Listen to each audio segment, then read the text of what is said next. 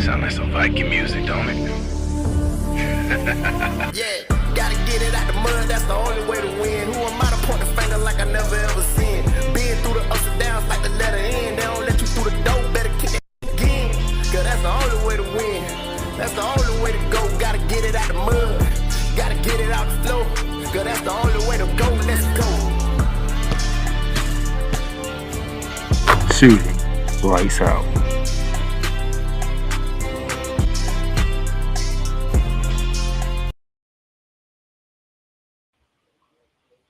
All right, ladies and gentlemen, how y'all doing today? As the regular season is over in the NBA, now we getting ready for postseason action. The play-in tournament begins tomorrow as we figure out who are the 7 seeds in the East and the West, and then Wednesday, the battle to advance to Friday's 8th seed matchup begins with the 9th and 10th seeds both in the East and West, and then we'll be ready for the actual NBA playoffs to begin.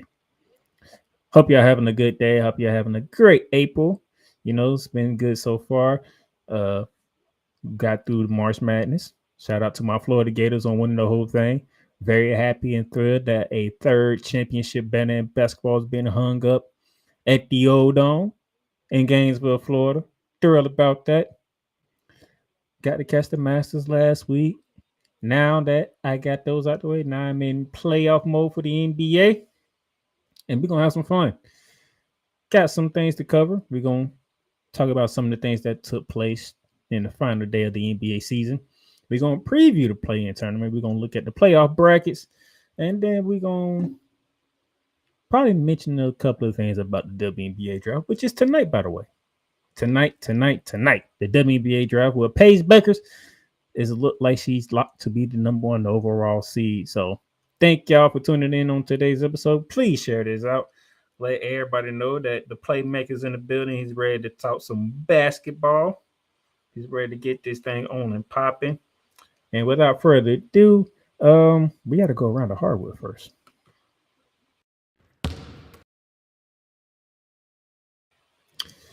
And to begin the around the hardwood session, let's give a shout out to one CP3, aka Chris Paul, because Chris Paul in his 20th season started every single game this season. Y'all heard me correctly. Chris Paul started every single game this season. Chris Paul did not take any days off. Chris Paul was available for all 82 games. You got to love the fact that Chris Paul was available for all 82 games in his 20th year. We also are enamored with LeBron James and what he's doing with the Lakers in his 20th, second season, whatnot. But not even he can claim he has started and played every game this season. Chris Paul can. Despite having a disappointing season down in San Antonio, because obviously Craig Popovich has the health issues. Wemby has the blood clot going on, which, by the way, update was he has progressed up to lift weights now. And yet, Chris Paul did not take a single game off. Not one. Now, you look at it, you can say LeBron take game off. Why? Chris Paul couldn't take games off. Chris Paul chose not to take games off. But he has every right to take games off if he chooses to, because that is Chris Paul.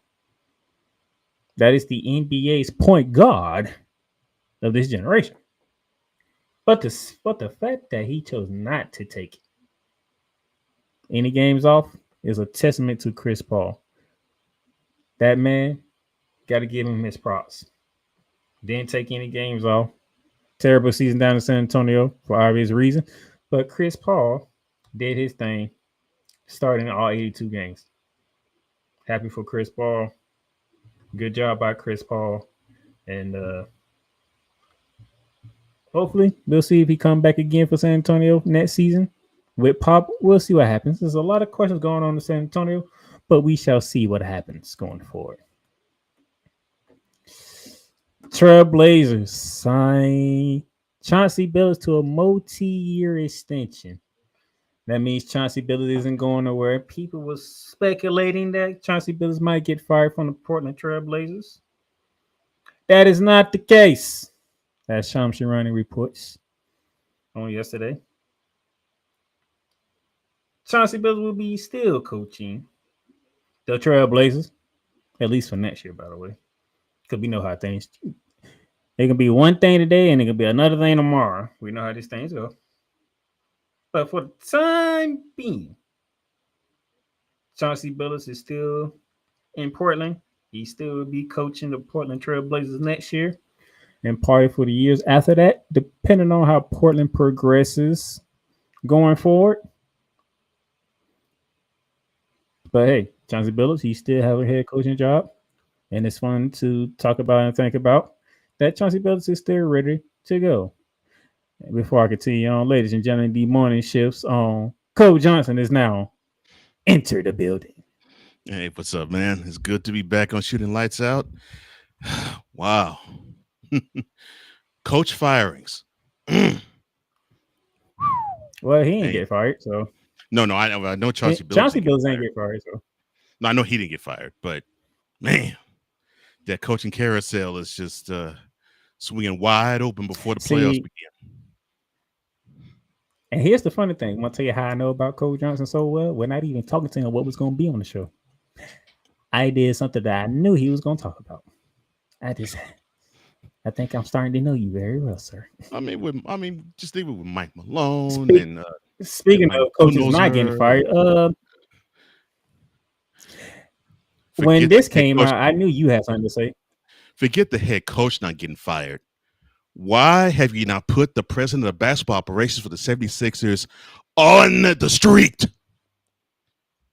Daryl Morey, the man who actually is on record in saying, quote, I don't watch the product.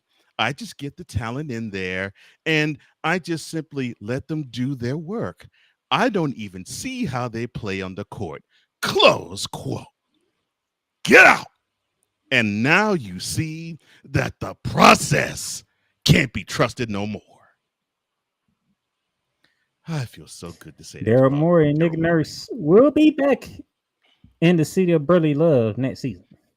Will they receive brotherly love from Philly? That's the next question.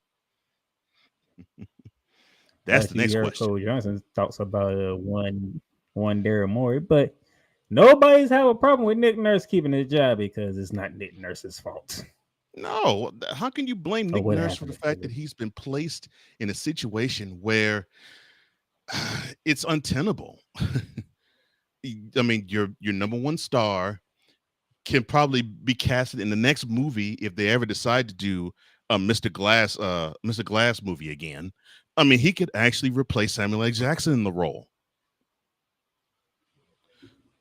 That's not Nick Nurse's fault. I mean, that's what's going on. That is what's going on. So, Sixers fans, I would love to hear your thoughts on Daryl Morey and Nick Nurse returning that season. Very But I interested ain't to hear trust. from the city of brotherly love. But I ain't trusting the process of how you Philly. And the process is dead. You must have missed that episode when I said the process is officially dead. Well, if I see Embiid, the process is still on. So when No, I don't care if you see Embiid. That process is dead. There is no more process. You have plenty of time to process, and you have been processing on the bench for quite some time. well, see, they're processing how they're actually going to actually get past the conference semifinal still. They're on what, year number 4 or 5 of that now, and they still haven't done it.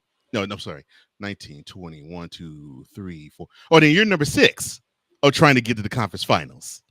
So they're still trying to trust the process. Unfortunately, the process has let them down, and I love it. Ain't no process. That's what I'm saying. Well, I mean, you The got process Embiid is there. done. Oh, you got Embiid there. I mean, the process is keep the seat warm. I mean, he was wearing out that bench seat. Now the process will be done, dead and buried, when they get rid of Embiid, or if he decides to retire, one or the other. Unfortunately, though, those dummies in Philly put themselves in that price tag, wanting to tank to get the big fella. Now they got him, and they got all the problems along with it. Happy with your process. I don't trust it no more. Neither should you. Process this, process that, process this, process that. But a coach that didn't get fired, but the GM did get fired. David Griffin out in New Orleans, and the Pelicans are looking at Joe Dumars to take over. You know, I am surprised it took the Pelicans this long to fire him. I thought this would happen. Year number 2 of when Zion decided to not be Zion, and he would have these stretches of brilliance, and all of a sudden, it will be basically he's the small forward version of Joel Embiid in New Orleans. I mean, I thought he would be gone year number 2 of Zion, but he stayed a little while longer. V Lock is in the building. What's up, Victor? Nicola. He made sure he didn't miss this episode because he missed last one. Last was the one he wanted to tune in to. Oh, really? Yep. But It's good to see you, Victor. Victor's here. And of course, you got to give Cole Johnson his former greeting. Thank you, sir. Thank you, sir. To the Ed McMahon of the Snowman in the Morning broadcast, one Victor Locke, a.k.a. Vicola. Good to see you, my man. So, let's see what happens with the New Orleans Pelicans now. They're looking for a new GM. I like the GM choice they want to get, though. Joe Dumars. Yeah, I do like that. He did an underrated job in Detroit as a GM, so yeah, I think. Now let's get to the good stuff, the juicy stuff. Mike Budenholzer out and finish out the year 1, which is not his fault yet again. It's not. No, this is the GM fault for the second year in a row. Why would you put him as a coach? Not saying that Budenholzer doesn't know how to coach. He just didn't fit that team. So why would you put him on that team to coach, to lead? And then the year before, you go Frank Vogel. I mean, there's no question that those two would look like deer in headlights in having to coach a team that you pretty much know they are pretty much a shooting and offensive geared system of a team. But you get these hard-nosed, more defensive-minded guys to be the head coach. You're going to have the coaching staff and the players clash. Why would you? That decision to me doesn't make sense. And you might know a little bit better than me, Playmaker, but I don't think you have an answer for this either. With the talent they have on the Suns, why would they want to put Vogel and then Budenholzer as head coaches of that team? Name recognition. Champions. Who gives a crap about the fact they got rings? Do they fit? And neither one of them fit. And in the moment I saw Budenholzer was going to be the head coach, I'm like, oh Lord, they're going to have the same problems with him that they had with Frank Vogel. And you can say worse, because at least with Frank Vogel, they made it to the first round. They didn't even make it to the play-in. They ain't healthy, that's why. Well, they weren't healthy last year either. But no, they also really wasn't healthy. Like, Kevin Durant didn't even finish the season. Well, I mean, that too, but Kevin Durant finished last season. Yeah, he did. But the style of play that this team has, it just doesn't fit the coach. It just doesn't. You know what? You know what your problem is? Matt Ishburn? You traded for Bradley Beal to begin with. I thought, I'm sorry, Mr. Ishner. I thought you were, since you want to be like a George Steinbrenner, I thought your motivation was to win. Wow. With these moves. That only have that one question, 3 letters. Wow. You traded your bench to get Bradley Beal to make a big 3. And I don't even think the big 3 played 30 games together. No. In 2 seasons. No, because you got Kevin Durant talking like Kendrick Lamar. It ain't no big 3. It's just big me. What? And then when the last time I heard David Booker name? Game 7 conference semifinals a couple years ago, when he made yet another disappearing act to the playoffs. Oh, that one that you had a field day on this show talking about. Yeah, because dude was supposedly the next Black Mamba, and he showed himself to be black, as in a black hole. Man, I haven't heard David Booker name a lot this season. I'm just saying. Just conspicuous that David Booker's name haven't been mentioned throughout the season. You heard it more than me, because I didn't hear his name much at all this year. All right. 4KT Carmen joining us. Thank you for joining in. Hawks had the best player by far in the play-in, so I expect them to make it out. So must be talking about old Trey. Okay. I'll come back to you on that later on. You just wait. I'll come back to you later on that one. And I had a feeling that Coach Johnson was going to talk about firing coaches. So this one happened today, officially. Yes. Yeah, that was disappointing. But the one that Coach Johnson was referring to were, let's see, I think I got it right here. These 2 gentlemen. Yes. Floor is yours, sir. All right. So to the Grizzlies and to the Nuggets, what are you thinking? Okay, so you have in the Grizzlies a team that's on the come up, and they've been on the come up a couple of years, and the only problem has been with one entity, and that entity being Ja Morant. Either he was injured or he decides that he wanted to be a gangster and tote guns and all such. So I guess the front office must think that, well, I guess Duke can't get tamed. Duke can't be trusted with steering the ship, and then you give old Taylor Jerkins the pink slip. And we don't even get into the playoff. And the thing is, the team was the number 2 seed in March. Last month, they were the number 2 seed. Now you can say, well, yeah, they fell like a rock and now they're in the play-in. Fine, okay, understandable. However,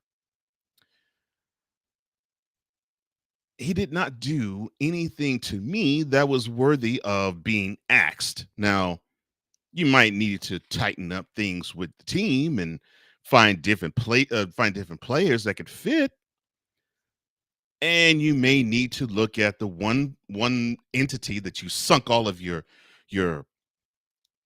your resources in. Now, number 12, uh, and then go from there. But this isn't a plug and play. I mean, you should have seen you should have seen with the Suns that you got all that talent, but a head coach doesn't really make it unless that head coach bonds with the team. He has to have the ear of the players, and the players has to have the ear of him. Now, I could probably say that more than likely with the Grizzlies, it may have been a case of the team checked out on Mr. Jenkins. I don't know if that's the case. I would lean toward that, considering that this firing took place before we even got to the playoffs, and the team was not and still is not eliminated from the playoffs. So I'll table that. The Mike Malone firing. Now, I get what this is. You had head coach, and this wasn't with the players, to me, because the players seemed to like the guy, and Malone seemed to like the players. They seemed to have that ear, and of course, Mike is similar to his father Brendan, who was a little terse and a little foul mouthed. The one of the assistants that Chuck Daly had in the Bad Boy Pistons era, but the players loved him. And for those who might not know who Brendan Malone is, remember there was a time when there was a fight that broke out in the court, or not a fight broke out. Isaiah was about to be whistled for a tech, and then you see Malone walk out to the center of the court and basically told Isaiah, "Look, take your frustration onto me." Which Zeke then decided to wrap his hands around Malone's throat. He said, "Look, I'll take it. I'll take the bullet for the team. Instead of you getting it technical, you can just take your frustration on me." And he did. So this is the type of coach that Malone is. I mean, he's a Generation Xer. He's the guy that he will speak his mind, even to the team. He'll curse the team out. The team has gone bad. And unfortunately, in March, they struggled a little bit, and they limped to the number 4 seed. And they were battling for the number 2 seed for a while, and they actually had it in February and mid-March. So this team wasn't far off, but this team just simply, I think it lost its way. Not this year. I think it lost its way probably. I won't say game 7 of the conference semifinals against the Timberwolves. I'd probably say maybe in the middle of that series. And I won't say it lost its way in terms of he lost the team. I don't think he ever lost the team. I think Malone wanted to go one way, and doggone it, the GM of the Nuggets is escaping me. Wanted to go the other, and you had that clash. It's similar to, if I were to think of a similar situation, it was when the San Diego Chargers. Now I know they're in LA now, but the San Diego Chargers back in 2006, when they won 14 and lost only 2, but they got bounced to the conference finals in the divisional round, where you had Marty Schottenheimer go one way. And you had, I think Smith was the GM. He'd go the other way. And then you had the ownership group, Dean Spanos, basically possess no spine and say, "Look, you two can't work it out. Bye." And that's the situation we saw with the Malone. I think he got the short end of the stick, and it's unfortunate that you all think that the only way to actually get thank you, Wise. Calvin Booth, the GM of the Nuggets. Thank you, brother. So you have this situation where you have Malone thinking one thing. You had Calvin Booth, the GM of the team, thinking another. And then you have Stan Kroenke, and I'm sorry, Playmaker, I know I'm about to hurt your feelings. The owner of the Nuggets, who also is the owner of the Rams. The owner of the Nuggets, who's basically saying, bump both of y'all. I basically see no evil, hear no evil, so I ain't gonna speak no evil either. Look, I'm gonna get rid of this situation. Instead of actually having the balls to have one of his understudies or one of his seconds get the 2 men in the room, have them hash it out like men, and if it had to go knuckles with it, fine. But the team is in a playoff push, and you're 2 years away, 2 years removed from a chip. and you got the best player in the league right now on your team who completed a season triple-double. And this guy, I mean, the earth could fall and he will still have that team galvanized and going toward the North Star. I give much credit to Nikola Jokic because he basically is about, look, just point me in the direction of that chip. I'm going to get there. But both of the Grizzlies and the Nuggets front office, you're both doing your teams a disservice. You're now in mid-April. The Nuggets are in the playoffs. They actually have home court in the first round. The Grizzlies, they're in the play-in. You're not giving your team the benefit of having chemistry from the front office because you're basically saying to the players, we don't have trust in you. And so when you have that issue, you're going to have uneven play. Oh, and it's reflected in both your teams. Yeah. We'll talk about the Grizzlies later on in the show. We'll also mention the Denver Nuggets later on in the show. But yeah, two coaches fired before playoffs. Playoffs were right around the corner. Grizzlies said, you know what? We're going in a different direction. Something tells me John Morant might have something to do with it. I hate to say that. But I think the same. But kind of sucks. Mike Malone, I think there's a lot more issues under the surface that is on the surface.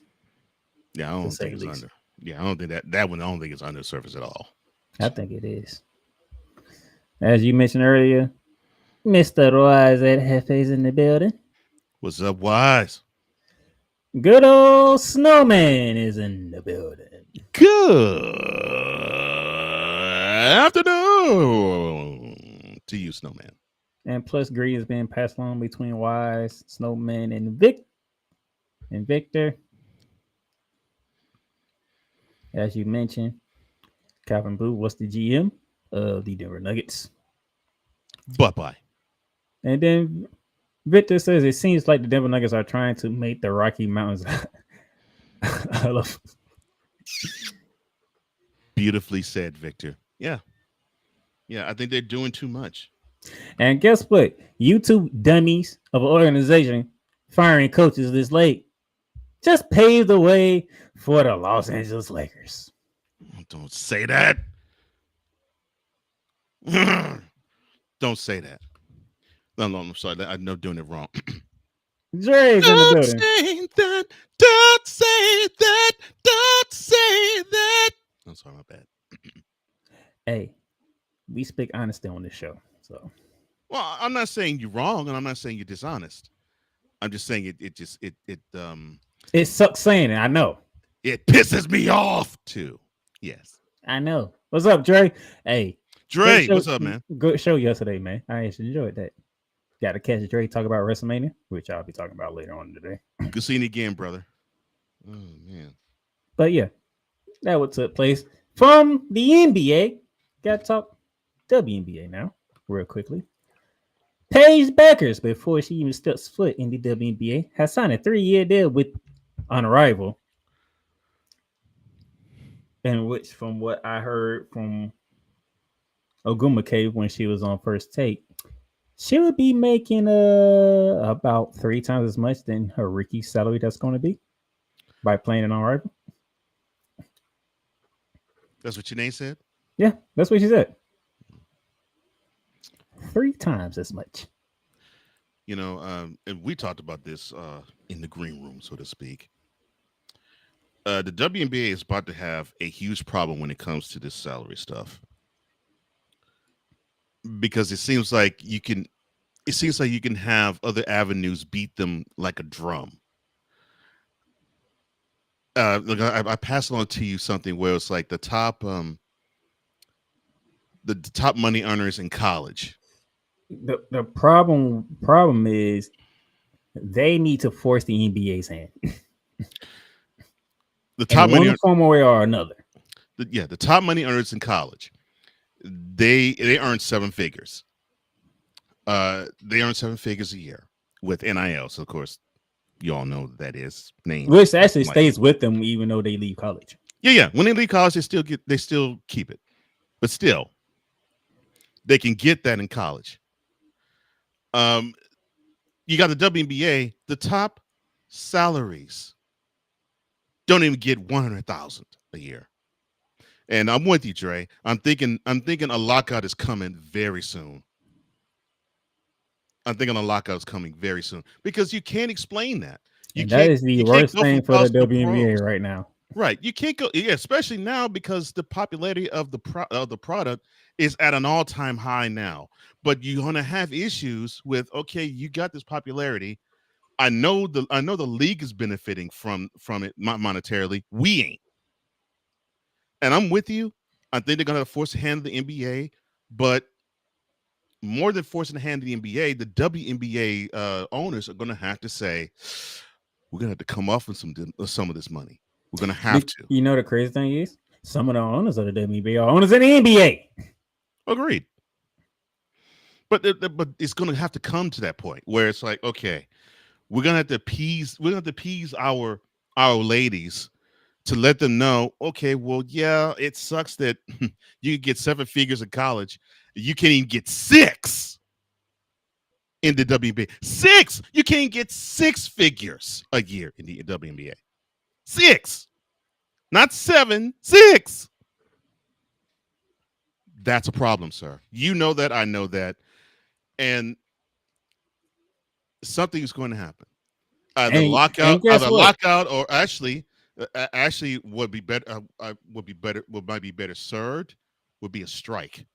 I'm not rooting for that, but I'm not rooting for that. But I'm seeing what other alternative would the players have? Here's my thing: Paige Beckers ain't even get drafted yet. We still 3.5 hours away from her getting drafted, and guess what? The Dallas Wing has sold all their tickets already. Anticipation of Paige Beckers being in the Dallas Wing uniform. So I think what this is signaling is a stopgap measure, a band-aid on the situation. They may have to find other ways and other WNBA NILs to supplement. That's why I say they need to force the NBA hand because they can't salary disparity. Yeah, because they can't do nothing without the NBA. Yeah, they need to do something to offset this salary disparity. Something if they want to keep this train going, because to me, the WNBA last year would be akin to what the NBA was in 1980. And so you got to have this motivation. It's there. The train is starting to go. It's like the snowball that's been pushed down the hill. It's starting to gather momentum, and they can't trip that up. Just saying. Y'all better force out of some in the NBA, WNBA, because everybody was warning y'all when you got Caitlin Clark and Angel Reese that it's gonna be an uptick in popularity. Well, I mean, they were playing in auditoriums in 2023. They had to play in arenas in 2024. And you still got to play in arenas in 2025. Yeah, you're going to be playing in more arenas in 2025.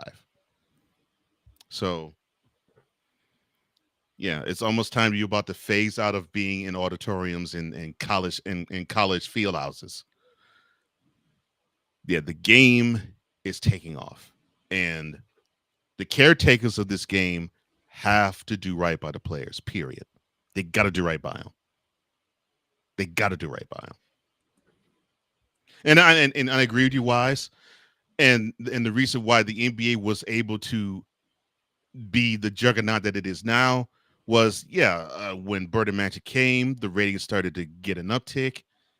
You didn't see it, though, for another 4 years. And then when they met in the NBA Finals in 1984, out of there. And now we don't even recognize the NBA from 1983 and earlier unless we watch it on YouTube. But thanks to Magic and Bird, the popularity of the league exploded. And the WNBA has to hope the same thing happens with Caitlin Clark and Angel Reese and Paige Beckers and I'm gonna make my brother smile here. Juju Watkins in a couple of years. And look, speaking of Andrew Reese, the Chicago Sky, they secured the 11th pick in today's draft from the Minnesota Lynx, which is interesting within it. So, and speaking of the draft, tonight, 7:30. Well, we have an idea where Paige Beckler's going to go, but where will Haley Van Lith go? Tahina Pow, Kiki area event, and the one I'm looking forward to most, Anissa Morrow. Where will she land at tonight in the WNBA draft? And the crazy thing is, the 2026 class got a lot better because Flau'jae stayed, Olivia Miles stayed. I do believe Hannah Hidalgo will be available in 2026. The waves are coming, WNBA. You better do something. Now, here's my question to you. This has nothing to do with the platform, but here's my question to you. Juju, you think she's coming out after next year? Or you think she's going to play all 4 seasons in USC and come out in 2027? That's hard to say because she did suffer that ACL injury during March Madness. So there's not a set timetable for her return. That's the tricky part. So if there's a delay in her coming back, you think she actually might stay? Okay. I was thinking the same thing, but I wanted to make sure that I was thinking along the same way. Nah, if the ACL injury would have happened earlier in the season, she would have played. She would be playing fall 2025. Yeah, I agree with you. But her injury happened in March. March. Yeah, this like, March. Yeah. When will she be back? That's the question. Yeah. Mm-hmm. And it's quite possible she would probably not be back until next March, and I don't want that for her. But if it takes that long for her to heal, cool. Because a talent like that, we need her to be at her optimal best. Like I said, I ain't saying speedy recovery. I'm saying full recovery. No, full. No, I don't give a crap about it speedy. I want it full because I want this woman to cook on the highest level. Cook. Capital C, capital O, capital O, capital K, exclamation point. I want this woman to cook on the highest level. Yeah, I need her fully healthy. I will say this for you. I see Juju being basically in the WNBA like what Jordan was to the NBA. She has that type of potential. So, yeah, Juju, full recovery. Not speedy, full recovery. All right. Mm-hmm. And that will do it for Around the Hardwood.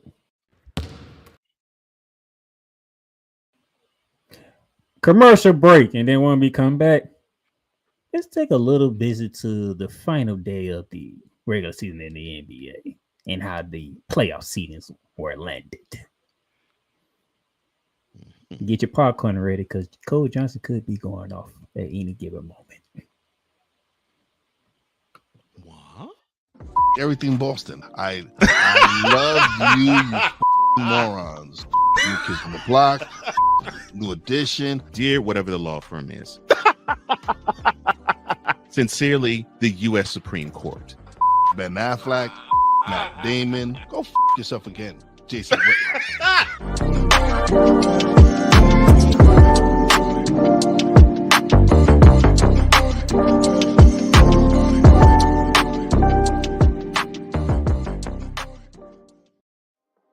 In a world where chronicles of the past are brought to the streams, whether the content is relatable or completely beyond your realm of life, there is no shadow of a doubt that this show is absolutely full of shenanigans. Get ready for D. Willie in the evening.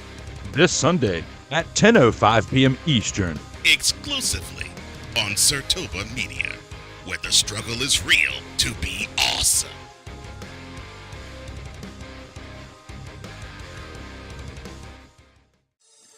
Shop hats and official sports gear at Liz. Liz is the leader and #1 destination for hats, gears, and everything that moves you, making it the perfect shop for fans to find official sports hats, merchandise, and gear. Represent your team, your town, and your style with a snapback adjustable fitted hat or beanie from thousands of college and pro teams.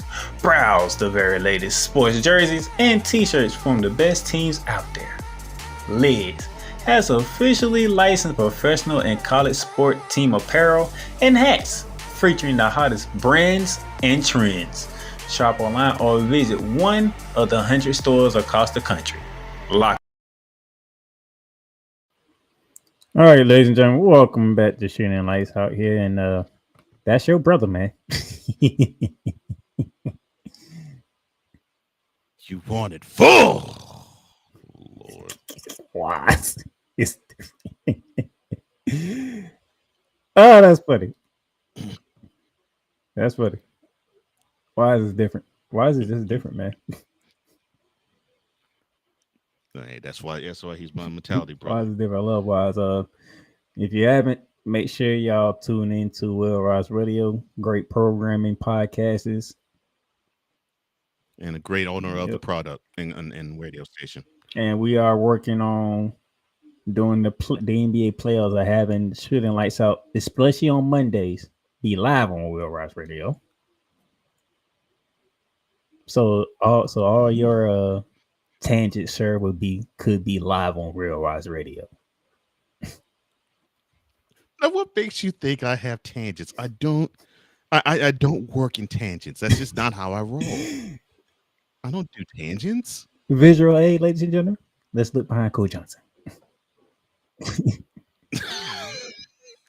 what I'm saying, sir. I don't do tangents. I never do tangents. Read it. I was waiting on it. That's why I ain't interrupt. I was like, mm-hmm. Timed it perfectly. I figured, okay. Oh, he's giving me the end. Well, let me do it now. I knew it was coming. I knew it.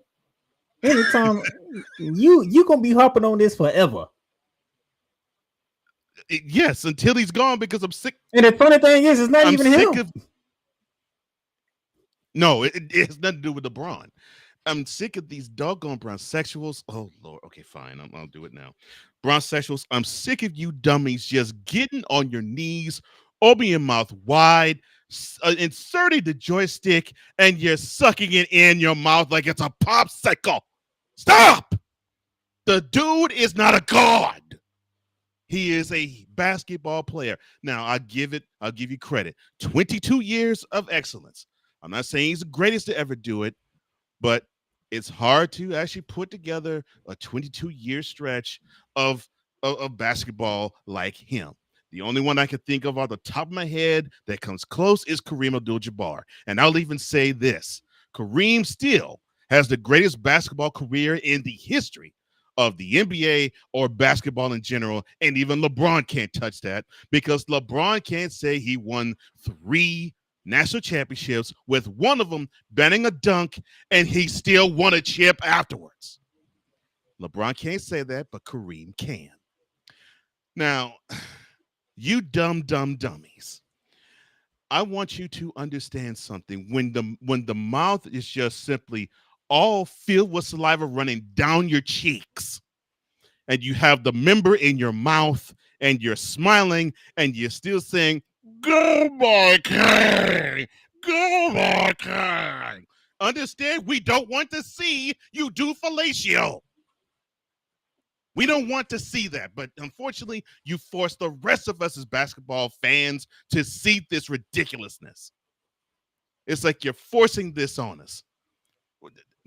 You don't have to force this on us like shots, like the flu shot that they try to force you to have. No, don't force us to have that stuff. Look, that's your guy, root for him. That's fine. But you don't have to denigrate Jordan or Kobe or anybody else to basically say, LeBron, he's the greatest scorer of all time. Newsflash. You didn't say that crap when Kareem was the all-time career points leader for 39 years. You just said that's the old fool that LeBron has to pass. So that is why, you dummies, I am right here to say, LeBron, retire. Because the landscape of the sports world needs to go on and talk about something else besides you and your son, you and Stephen A. Smith, you and your throng wanting to get on their knees and suck you dry. Because you all are pissing me off. It's almost bad to be a sports fan. It's like I don't want to even claim to be a sports fan because you all are absolute dolts. It's like you can't talk about anything but that 6'8.5", 270-pound guy who he's defying father time. No, he ain't. Oh, no guy has ever scored 25 points for so long. Fine. No guy has scored over 40,000 points in a career. We know that. You say it to us every single day. Say something else like, maybe someone like Luka Doncic could probably supplant LeBron. He's leaving this sport in good hands. He ain't. And he's also leaving you as sports fans more devoid of brain cells. Because it's like you can't talk about anything but LeBron. That's all that's on your brain. It's on your brain, it's in your mind, it's in your soul, it's in your hands, it's in your mouth, and it might be up your behind. That's why I'm on the campaign trail. LeBron Ramon James Sr., retire. Please retire, because we need to save the NBA, we need to save basketball, and we need to save fans. Because they can't talk about anything but you and your glory hound behind. And I'm proud of your accomplishments. I'm proud of your accolades. I'm proud of your achievements. And I'm sure you're going to achieve more because I don't think you're going to retire anytime soon. But to save us all from these brain dead zombies that just want to talk about you 24/7, 366, if it's a leap year, 365 other years, and they don't take off during the summer. Retire. Leave now, please. We're not returning to your regularly scheduled programming. And y'all thought I was joking when I said before the break, Cole can go up at any given moment. And Victor says, uh-oh, here we go. It's the return of your king.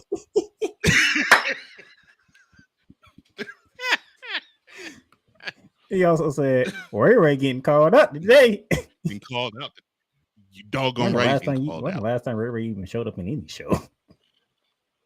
Oh my gosh. Tell him why you mad, son. Tell him why you're mad, son. Just channeling all of his Brooklyn self. People are going to chant, please retire to LeBron like they did the Big Show. If that happens, oh my God, that's going to be talked about for the entire week on every sports channel. Is LeBron going to retire, or is he going to stay for the 23rd year? Is LeBron going to retire? But I'm saying, oh my gosh, will he go for his if fifth? people chant to LeBron retired, that's going to take over everything. Oh, I wanted to. Fans were chanting to LeBron retire. Man, this is how bad it is. I want Lakers fans to chant. No, they want a championship. That's what they want right now. No, they'll get the championship. They were like, no, look, bump you. We got the guy that's going to take over after you in Luka. Yeah, we want the chip, but you need to mad EP.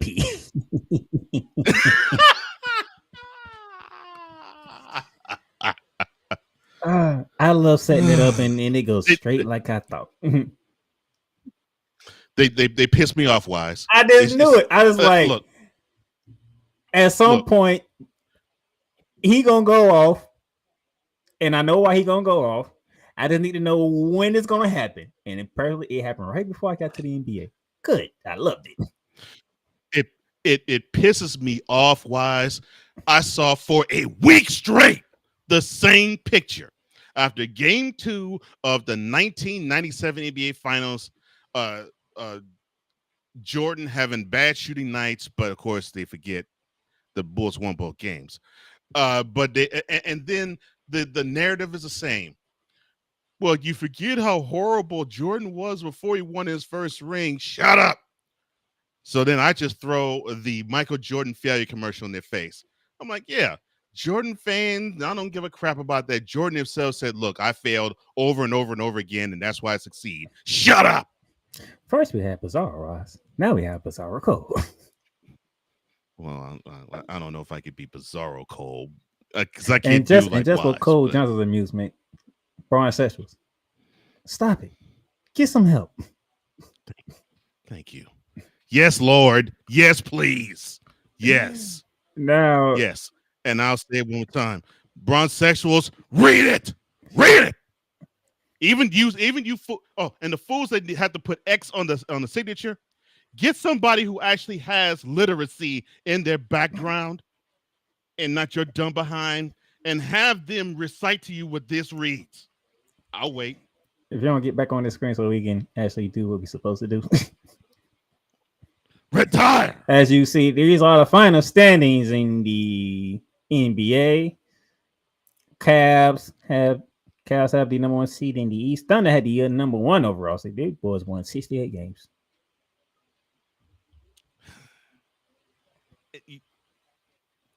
Oh, fine. I'll say it now. And this is why I do this. You want to know why I actually have this campaign of retire LeBron? Because nobody talk about the Thunder. This exactly. How is it that we're not talking about the team that won 68 games in the regular season? How? How is that possible? That's what nobody pisses believes in me the off. Thunder. I don't give a crap they don't believe in the Thunder or not. This team still won 68 games in the regular season. How many teams have won that many? Not too many. I'm just giving you an answer. You know. No, I'm not disagreeing with your answer. In fact, I agree with you. It's just that it's maddening and upsetting that we have to have a wonderful season like the 2025 Thunder be utterly usurped by talk of another guy whose best years are 12 years behind him. And that is what's frustrating. And as you can see, Cole Johnson, Houston Rockets, the number 2 seed. Yeah, I'm proud of this team. I'm proud of the Rockets, and here's why. I think at first they wanted to do the trust the process thing, but someone I think got to from Tillman Fertitta's ear, the owner of the team, and say, no, don't do that. Don't ruin your team like that. And they'd made very smart draft decisions, and now you're starting to see a payoff. And last year they made the wonderful understanding of getting the right free agents to go along with the youth that's on the team, and in a maddening Western Conference this year. I might regret this, but Cole Johnson, there's something you haven't done in a long time. Oh, Victor Locke says, after the show airs, copies of Hooked on Bronix will be flying off the shelves. The city will be able to finish their building fund. That's right. Oh, I'm sorry. I'll make you happy, Victor and Brian. LeBron, we love the fact that you have played 22 wonderful, magnificent years in the National Basketball Association. But now your son has taken over the mantle for you. Yeah, although he only averages 2 points a game, he still takes the cake. He is now taken over. And now it is time for you to retire. So please, LeBron, retire. Save the United States of America. Not just the National Basketball Association, not just the fans themselves, and not just the Lakers, but save America by retiring. I'm Cole Johnson, and I approve this message. Paid for by the city.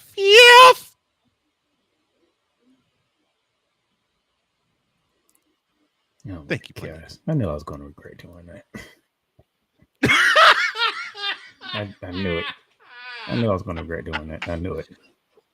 I get, but come on now. I said, gave you the project commercial. no, and I you're said I smiling. knew I was going to regret doing it. Meaning, I'm putting it on myself for even entertaining it. No. I'm not putting it on you. No, I'm putting it on you're myself for entertaining it in the first place. No. You're entertaining it because you know it's right. You know it's right, and that's why you're smiling Oh right now. Lord, That's perfect. oh my Thank you, gosh. sir. No wise. I'm working on getting Ray's own show. Oh my god. What is going on today?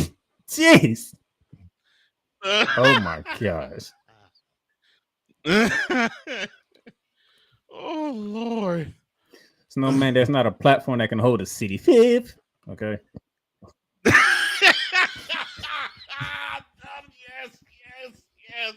That was even better than me doing it. Today's one of these go. Jeez, I don't know this. All right. But seriously, I'm proud of the Rockets. What they've done is they were able to get a right amount of free agents with the right amount of the youth. They gelled together, and to me, I think the best decision was getting Ime Udoka to be the head coach of the team. And this was a tough year. The record is what I figured. I did not think they would. I did not think this would get them the number 2 seed. I figured it might be like what the Nuggets would be. I figured it would probably get them a number 4 because I figured, okay, you might have a team that did what the Thunder did, but I also figured you might have a team like what the Celtics did. Basically, you might have another team that would give them. And now they got to take the next step, which is the playoff, and they have to. Yeah, and I figured in the West there'd be another team under the Thunder and where the Rockets are, like what the Celtics would be like. They'd have like 60 wins, and another team with 55, and then they would be like the number 4 seed. And you would say, okay, they may stand a chance of winning the first round series. They may not, but I did not think they would get to the number 2 seed. So I'm very proud of them. And I would say this now, being a fan of the Rockets, I am proud of that team because they did something no one talked about. No one outside of someone like you, Playmaker, and those who know the sport. I mean, when I talk basketball, I make sure I know what's going on before I do a show. So, speaking of which, even though the Rockets got the number 2 seed, they didn't finish the season on the correct note, as the Denver Nuggets won 126 to 111. Obviously, things happen, but yeah.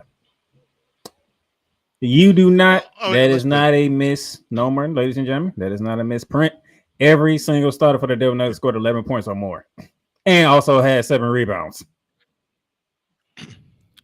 So this is the case of the Rockets had nothing to play for. I mean, they already had the number 2 seed zone. They had the number 2 seed in the West zone Monday. So they really had nothing to play for. So you weren't going to get most of your starters getting you much time. And on the other end, you had the Nuggets, who in this swoon that they've had in late March and a little bit early in April, they had the right to ship and get motivated to actually have home court advantage in a round at least.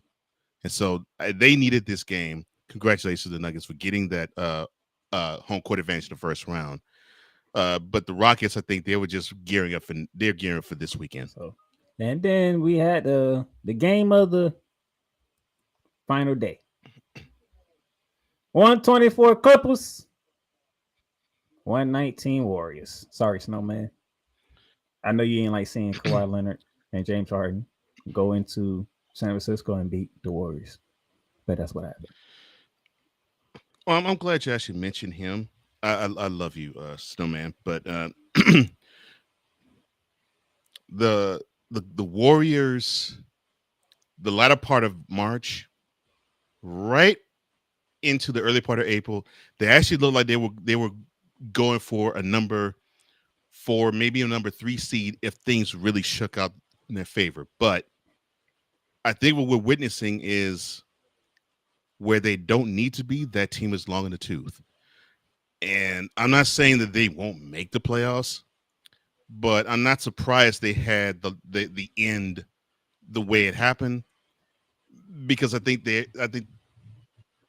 Draymond and Steph and probably even Butler. I think there's too much tread on the tires in the places where they don't need the tread to be that worn.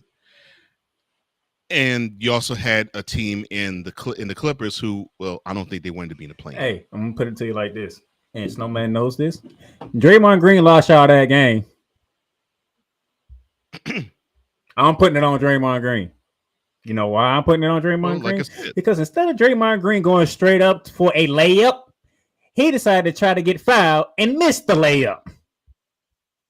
Well, like I said, long in the tooth, too much tread on the tires, and you can't. And Draymond, even though he makes good decisions when it comes to dishes, when it comes to shots, it's the opposite. He does not make the greatest of decisions when it comes to shots. Only thing Draymond had to do was put the ball I in the would bucket. love to say he does. That's all he had to do. Well, sometimes the easiest thing to do can be the hardest. I actually was watching. This is funny. Before we got on, I actually watched the end of a game, and this was like in April of 30 years ago. Almost around now, 30 years ago. It was the Spurs at the Nuggets. So this is like about maybe 3 seconds to go in the game. The Spurs are up 110, 109.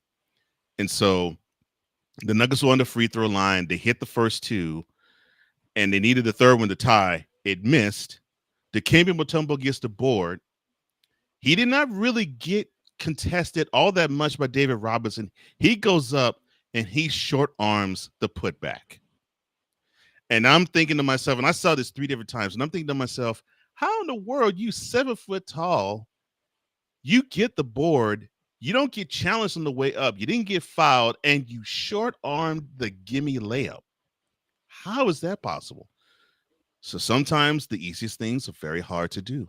So the Clippers, and for someone like Draymond, who doesn't really score all that much, that makes the easiest things of doing that even harder. And the Clippers captured the 5th seed with that win. Oh, and by the way, that little picture that I showed you yesterday, you know how I got that? Because the Clippers won. And the Clippers needed this. They needed to not be in the play-in. They needed to find a way to not be in the play-in. So this was a bigger victory for them, other than playing a really good game and forcing the Warriors into the play-in. The Clippers did not need to be. The funny thing is, I did an 8-game parlay, and the Clippers was the last thing I needed to win. And congratulations, and the Clippers won. So I'm happy. That was crazy. It was like, oh, the Clippers came through. Mm-hmm. So yeah. And I'm hearing a lot of people saying this was a Game of the Year candidate. And I don't know. I'm not sure if this was the Game of the Year as much as it was. This was a playoff-ish type of. It was, because the winner would have been out of the play-in, and the loser is in the play-in, as you see. If the Warriors would have won, they'd have been the 6th seed, and the Clippers would be in the play-in. Well. If the Clippers are the 6th seed, they still would. They would avoid the play-in. If the Warriors would have won, the Warriors would have been the 6th seed, and the Clippers would have been in the play-in. Okay. Loser, play-in, winner, avoided it. That's what happened. That's why the Clippers got the 6th seed, the 5th seed. Yeah, the Clippers needed to avoid the play-in. They needed to, especially considering Kawhi Leonard, who he needs to be wrapped up in bubble wrap. All right, Stephen A. Johnson. Find a lie. Stephen A. Johnson. Find a lie. I mean, all you have to do is go, and he might be on the bench again for a whole year. Now we have to revisit a conversation that we did last year, sir, and that we both was wrong, but we get to revisit it again. Yet again, MVP comes down to these two. SGA's getting it. SGA on the right, you see his numbers, and then all of a sudden, Nikola Jokic's numbers on the right, which Cole mentioned earlier, the man achieved a freaking triple-double. the first center to ever achieve a season triple double. And then this is monumental considering you had Will Chamberlain 57 and 58 years ago, who came very close, scoring like 22 or 23 points a game, pulling down 24 rebounds, and giving you in 67 8 dimes a game, and in 68 9 dimes a game. So he came close to giving you a season triple double way back in the 60s. He didn't do it, but Nikola did. And I'm proud of him. I really am. And I will go down and say Jokic is the best player in today's game. I don't give a crap who you put in front of me. And he is the man. Thing. Jokic's numbers is better than SGA's. It's better than his, and it's and his numbers this year's better. I think definitely better than last year, or better than, yeah. And it might be on par as the year before. So I would not be mad if he wins MVP again, but normally how this works, best player on the best team, and if the guy is within earshot of probably a really good player, normally they will give it to the guy if he has not received it. And Shai Gilgeous-Alexander, who, yeah, okay, so except for the points per game, let's be honest, points per game in the blocks, which it's strange to say that he actually has more blocks than Jokic did. Jokic clowned him in terms of stats, but he's gonna get it. He's gonna get it. I mean, how can you sneeze on this guy being the leader of a team that won 68 games? Basically, you saying how can it avoid not give it to him twice? 2 seasons in a row. 2 seasons in a row. Yeah. And this is me saying this against the guy who I believe is the best player in the game today. And I'll put it this way: Jordan didn't win MVP every year. Anybody who watched The Last Dance, you know what happened. And there was many years he deserved to actually. He actually got to face the person who won an MVP and stuck it to him. And yeah. Mm-hmm. So, as much as I would like to see Jokic win it again, and he probably will another time, because he's not going to slow down. He just knows how to play this game and play this game at the highest level, and make the game look as though it is going slower than slow motion. Slow. It's SGA's time. I think people have to announce that SGA is the guy, and what better way to announce his arrival than taking his team to the best record in the NBA and almost winning 70 games in that season. So let's take care of that. Wise is on one today. You want to know who's butthurt right now? Paul George, the podcaster. He should be butthurt. He should be, but I understand. But because the team is winning in spite of it. Paul reasons, though. The team is winning in spite of Paul reasons. Only thing he wanted was the same day that y'all would give him Kawhi. Pretty much it.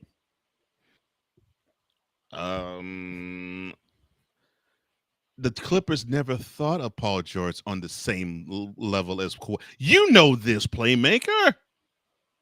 That is. You all know they had this. To do was say, okay, you want the 3-4 year deal. All right, that's all you had to do. It wasn't really the amount of money; it was the number of years. But you know this playmaker. They didn't even think about him the same level as exactly. But that's how it was when they got Kawhi's there. idea to bring him. So if you're gonna give Kawhi that deal, and you know Kawhi wanted me here, why not keep me with him? Because they did not think he was worthy of 3 or 4 years. They didn't think he was worthy of 3 or 4 years 6 years ago, and they most certainly didn't think of that one last year. Which is, to me, actually disrespectful. He won for Paul George. You want to get to the conference finals. I agree, but when Paul George is just as fragile as, or almost as fragile, I should say, as Kawhi Leonard, and could compete with Joel Embiid for warming that bench, I mean, So basically, sorry, so basically, visibility is you just threw availability. all my flagrant fouls back at me. It's basically what you just did. That's basically What? what you just did. But that's the thing. That's what I'm saying. You know this, playmaker. You know this. I get you trying to do devil's advocate, but you know this. You know why that man did not get the deal he wanted with the Clippers. We seeing it bear fruit right now out in Philly.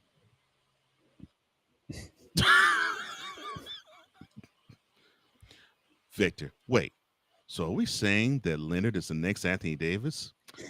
Look, the man no. dropped 38 in Phoenix with a win, and the next thing you know, he was done for the playoffs.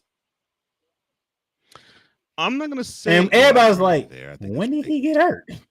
When did this happen? Yeah, what happened? Yeah. We just watched him bust Phoenix behind.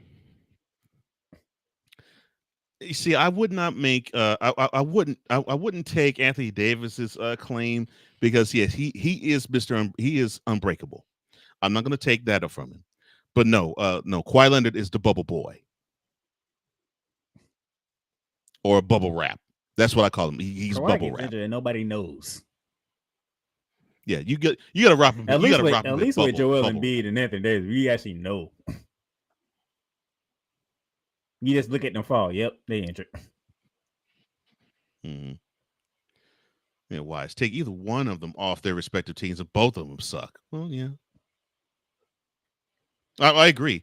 The Thunder are not as good with SGA, and we all know the Nuggets are not nearly as good. Because the next thing now I know Jamal Murray's racking up the injuries too. All of a sudden. Yeah, and that's unfortunate because what sucks about that, as good as Jokic is, he needs to have someone who is, how can I put this in a nice way, unafraid to hit that final shot if necessary, like Jamal Murray is. And when you have that equation gone, there isn't anybody on that team that can supplant that. And when you have that missing, unfortunately, you neutralize Jokic. And like I said, and I've said this in a chat to someone, when was the last time you actually heard someone say in a scouting report, force this guy to be a scorer? That's what you got to. That's what you got to do with Nikola Jokic. You got to force him to be a scorer, because if he feels as though he can dish and he can get others involved, you're done. I don't care who you are. You're done. But if you can force him to score, your chances of winning are greater. And I know if he goes off a 60, you're still in trouble. But the man went for a 60-point triple-double but time. Okay, right. But you got to force him to score and force him to and tighten the boards and have no one else go off. I mean, you have to do that. That's the only way you can beat this team. And when you have Jamal Murray gone, the option of doing high screening rolls and passing out from the post, it makes that for Jokic a lot harder. All right. Well, we just went through the regular season finale. Break here. When we come back, play in talk and a look at the playoff brackets.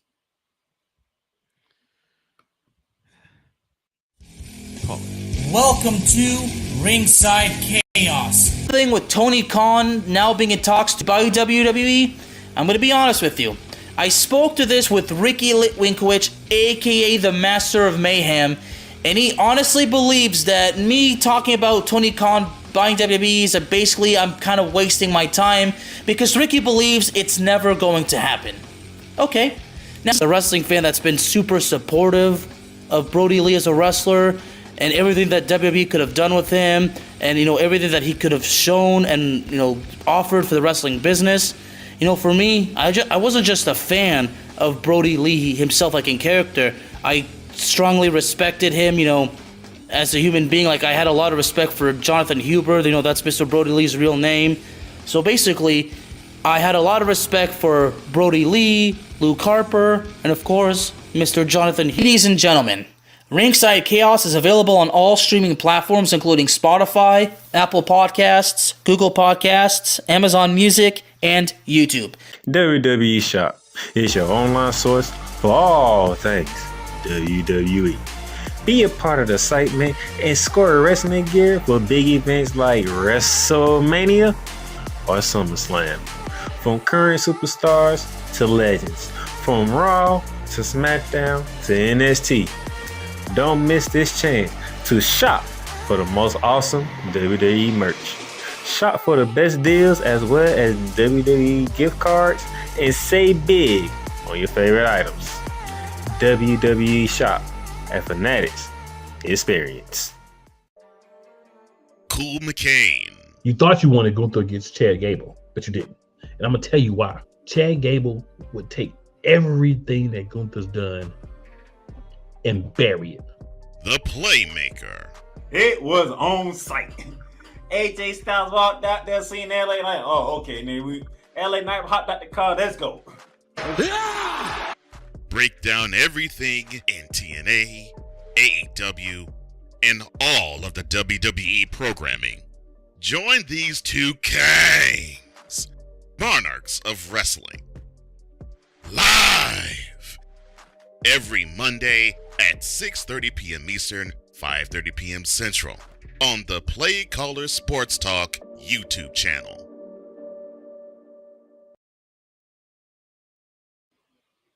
All right, welcome back to Shooting Lights Out. This man here. Really? You're clear. You're clear. You're clear. Retire! How do you have this much time to do this? How? Good crazy, man. Everything must go. Everything will run. Go, go, go. Everything. Number 23, number 6. Heat jerseys, Cavs jerseys, Lakers jerseys. Everything must go. Man, now. he ain't even the top selling jersey on the Lakers. Thank the Lord. That'll be Luka Doncic, by the way. Of course, and it should be. It's the best player in the Matter of team. fact, he's the number one selling jersey in the NBA, period. Yeah. Man, take As it that should monstrosity down. What do you mean monstrosity? Jeez. This is true. That's a monstrosity is what it is. I let you get away with the truth. LeBron retired thing. Now you just doing too much. What? I didn't say he must retire. I don't say LeBron retire here. You're doing too much. I just say he must go. You're still doing too much now. You making LeBron the focal point of this whole show when he's not the focal point of the show. No, he's not the focal point. No, Bronsexuals. Force your boy He to ain't go. even the focal point of this show. If you notice, I don't give them any type of energy. Speaking of which, give him that energy. Mm-hmm. Blow his mind 69 times so he can leave. The only time Bron shows get to hear me talk about LeBron when it's appropriate. Outside of that, y'all stay over there in the corner. And it's appropriate not. now. There's more teams and players. It's not than appropriate him. now because we have a play-in to talk about that doesn't involve the Lakers. Yet. I say play-in. I ain't say playoffs. I say play-in.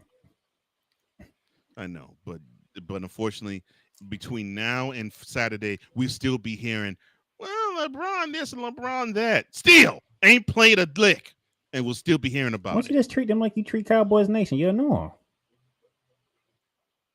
I don't ignore him. I laugh at him.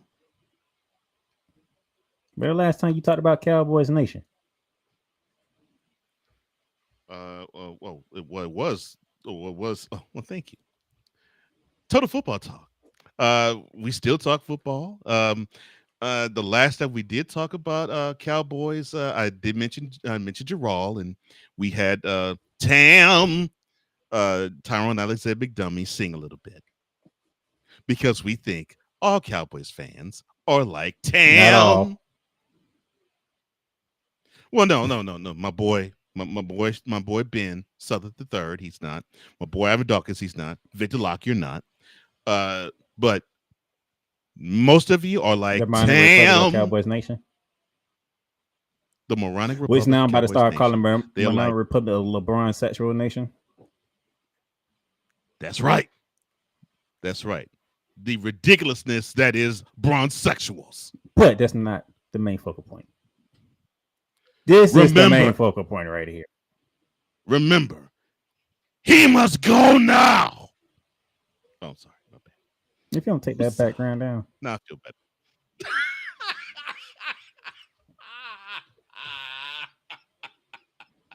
Jeez. You over here.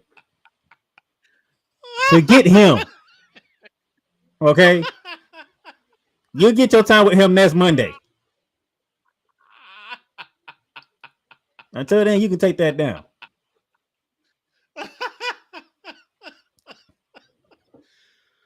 That was well worth it. Your response right there was well worth designing this background. Oh, thank you. I'm still trying to figure out how you had time to design that darn background. What was he did most of the talking than me. So how do you have time to do that? I'm proud of myself. Thank you, sir. This is literally one of the first times I didn't really do a lot of talking this episode. Because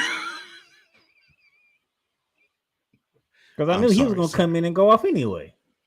I was prepared. I'm sorry. You're the master. I'm sorry, sir. You're the master of ceremonies. I shouldn't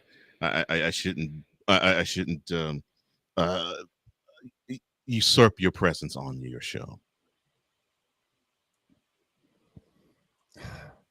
The play-in is here. But it is well worth it hearing you laugh and seeing you just shake your head and enjoy. I'm not enjoying that background. That's what I'm not enjoying right now. I enjoyed that background. Oh my god! Definitely not enjoying that background. Fine. I will change the background. Change it too. Like I thought he was gonna go straight to that one. I knew it. Like I know the man like I know him for like 5 years already. I knew he was going straight to that one. I'm about to deal with that background for the next 2 months. No, you ain't. You ain't dealing with the next 2 months. There's gonna be a special background when the Lakers get eliminated. But play-in. Probably to most people, the one thing Adam Simon did that people love is the play-in. I'm not sure if everybody loves it. I ain't say everybody. I say most people. Okay. I say most people. I don't know. To be honest with you, it's actually a good concept. It really is a good concept. If you make the top 10, you have a shot. You're just not kicked off to the side. And if you're 7 through 10, you still have an extra opportunity to get in. Yeah, I understand. Now, I do agree with Mad Dog when he says the opening round series probably don't need to be 7 games. Well, but we all know why it is. And that's what Brian Wilhorse was telling Mad Dog. Like, you guys think the NBA going to try to lose money by making it shorter? They'll make it more exciting. That's for darn sure. And we'll be hearing people complain about why is it taking 5 days to play from one game to the next. That's what we were hearing when the first round was a best of 5, because they get the same amount of time to play the first round as they do the conference semifinals, the conference finals, and the NBA finals. See, 2 weeks. Even Wise enjoy the play-in.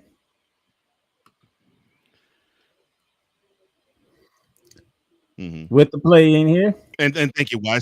And thank you, Wise. That's exactly what I was thinking too, man. The fact that SGA is the leader of a team that won 68 games, that's worth the MVP right there. And he scored over 30 points. There you tomorrow, ESPN will have both of your 7-8 matchup. Winners of these games will be the 7 seed and be facing off with the 2 seed. On the east side, you have the Atlanta Hawks going against the Orlando Magic at 7:30, and then at 10 p.m. after Hawks Magic, you have the Memphis Grizzlies going against the Golden State Warriors. The winners of these games will face the 2nd seed. Let's dive into this. First off, it's the Atlanta Hawks and the Orlando Magic. Oh, I get to lay back and hear this. This is how the series season went with these two teams. Home court don't matter at all in this one. So they split. Okay. Not only did they split, they both split in each other's home as well. Yeah. Atlanta won in Orlando and Atlanta won in Atlanta. Yeah. Once. Right. The reason why the Orlando Magic are a 7 seed is because about a good 15 games they had leads in the second half and they blew every last one of them. You see, when I was talking about the Rockets, that was one issue I thought I was going to encounter with them. And I was surprised that I didn't encounter it as much. And that's what I was seeing with the Magic. It was, they got the talent. I don't know if they have the maturity yet to learn how to actually. They should. That's what happened last year against Cleveland. Again, they need to have the maturity to put away teams. They did not have the lead in that series. They just fought with the Cavaliers. They actually and did they have lead in Game 7? No, they almost had lead in Game 7.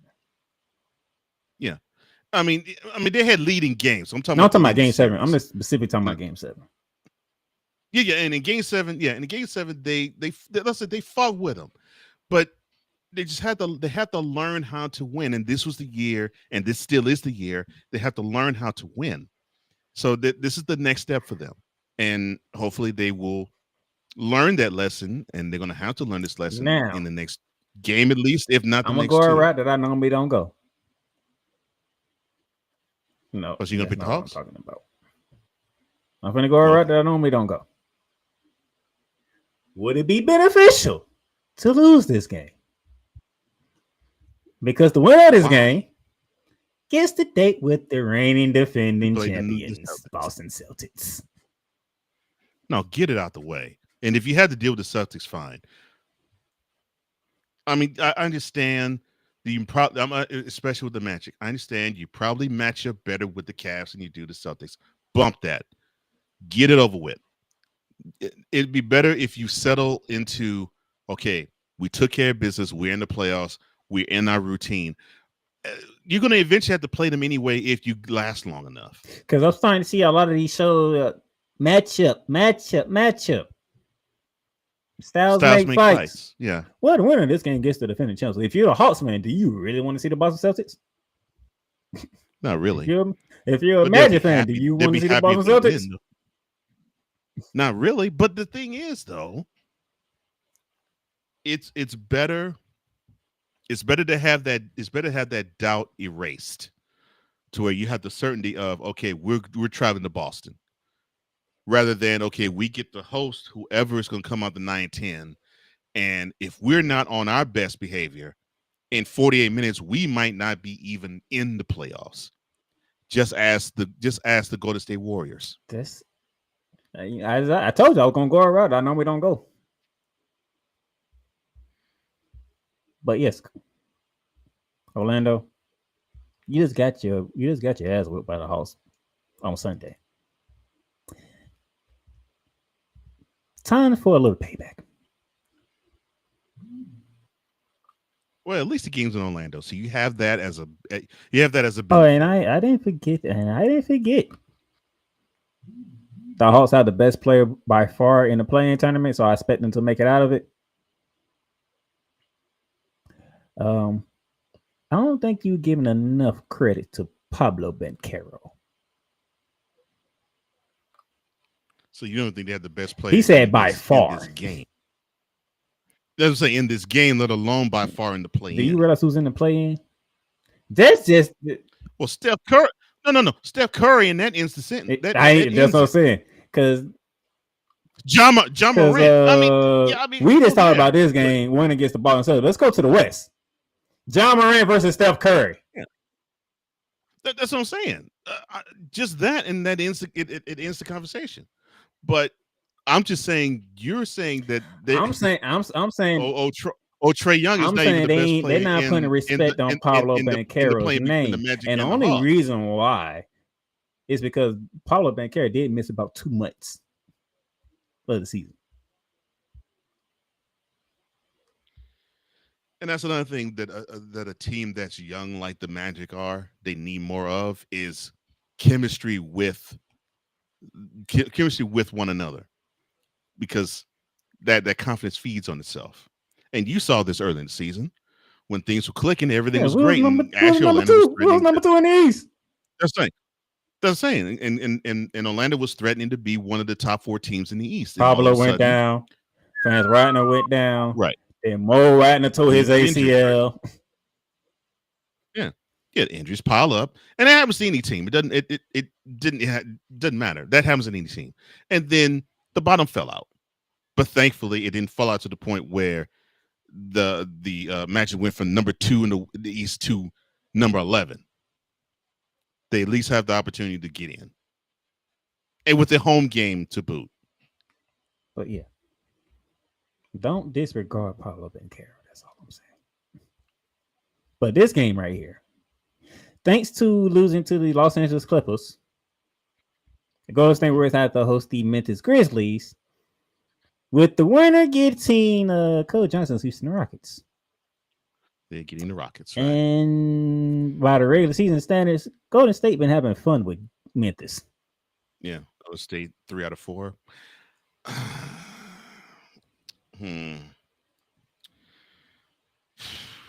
Let me see. Oh, and by the way, Jimmy Butler is dealing with the injury. By the way, if you didn't catch the end part of the Golden State Clippers, he took a knee right to the thigh from Kawhi Leonard. Oh, why is you a cold man? Why are you going snowman? I want a tie between Memphis. Hey, Houston got to play somebody. Not a tie. And I think the good thing about where the Rockets sit, I think they feel confident either team comes out of it. I'm not sure if the Warriors have enough athleticism to hang with what the Rockets can offer. Now, the Grizzlies could be a bigger matchup headache for the Rockets, though. But familiarity, I think, offsets that.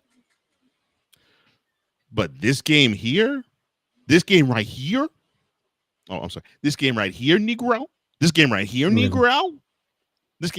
Negro. Yeah, not in the projects.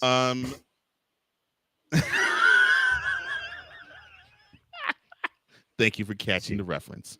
I live in Florida. You do realize that, right? Yes, I know. You live in Duval. Yes, I know. I know. This game right here, Negro. Yeah.